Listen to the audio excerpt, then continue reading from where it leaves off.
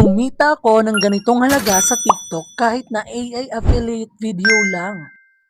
Paano? Brand Stocks! Sa video na ito, tuturuan ko kayo ng step-by-step process kung paano gumawa ng AI affiliate video. Gamit lamang ang 4 na applications na ito.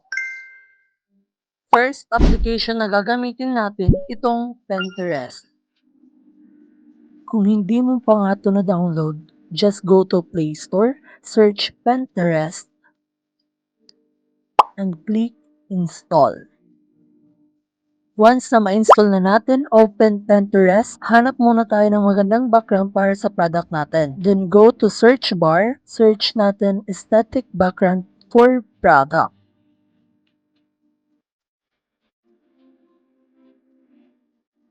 Once na nakahanap na tayo, click 3 dots, then download image. Dahil dyan na nga tayong maghanap ng background, next application na gagamitin natin ay TikTok. Open TikTok, click natin yung shop icon na nasa baba, then maghanap na tayo ng product na gusto nating i-promote. I-scroll down, hanap muna tayo ng product. Once makahanap ka na ng product, check muna natin kung okay ba to. So yun, okay siya. So hanap lang tayo ng magandang top. Yun, ito. Okay to. I-screenshot natin, then i-crop para mas malinaw. Once na na-crop mo na, you're going to save it. At syempre, don't forget to add to your showcase. After that, punta na tayo sa next application. The next application that we are going to use is ChatGPT. Kung hindi mo pa nga ito na-download, just go to Play Store, then search ChatGPT, then install. Pero bago tayo magpa-generate, kailangan muna natin yung prompt. Punta tayo sa Notes, then i-copy natin yung prompt na gagamitin natin, then ipipaste natin yan later. Kung gusto niyong makuha yung exact prompt na ginamit ko, ilalagay ko siya sa comment section, so make sure na i-check nyo dyan. Balik ulit tayo sa ChatGPT, click the plus button, then photos. Hanapin natin yung background na dinownload natin kanina sa Pinterest.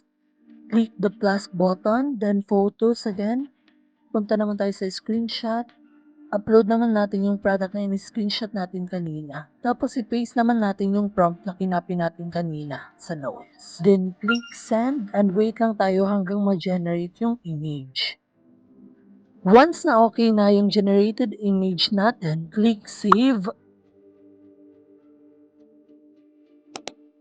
Punta naman tayo sa fourth application, which is Google Flow. Punta tayo sa browser, then search natin Google Flow.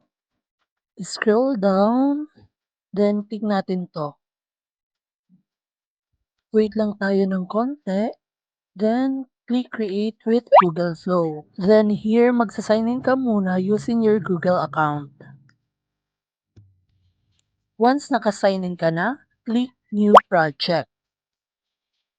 Click the plus button, yung nasa itaas, then upload media, files, then hanapin lang natin yung pina-generate natin kanina kay ChatGPT. Click natin yung image. While waiting, punta muna tayo sa notes, i-copy natin yung prompt na gagamitin natin para sa Google Flow.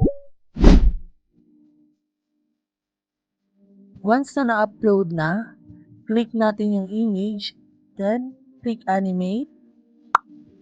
Tapos, i-paste natin dyan yung kinapi natin prompt kanina. Then, click natin yung katabi ng arrow. Then, check natin yung video frames 916. Then, VO 3.1 fast. Then, click the arrow button. Then, magpa-generate pa ulit tayo ng isa. Click animate. Then, punta tayo sa notes. Copy natin yung prompt 2. Then, paste natin siya dyan. Check ulit natin. Tapos, send. Wait lang tayo ng konti, then yun, meron lang na-generate. Check natin kung okay na. So, diba, okay siya. Once na okay na, click natin yung download button sa itaas, then original size, then download.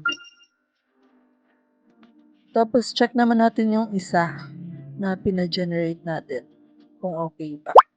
Ito yung zoom in and zoom out lang. Kapag okay na, i-download na natin. And that's it. Tapos na tayo gumawa ng AI affiliate video. Ito yung final result. Actually, inedit ko na to sa CapCut para mas maging engaging at professional yung result. Kung gusto niyo rin ng tutorial kung paano ko siya inedit sa CapCut, just comment down below. If may natutunan kayo sa video na ito, don't forget to like, subscribe, and hit the notification bell button para updated ka sa mga susunod ko pang video. Thanks for watching!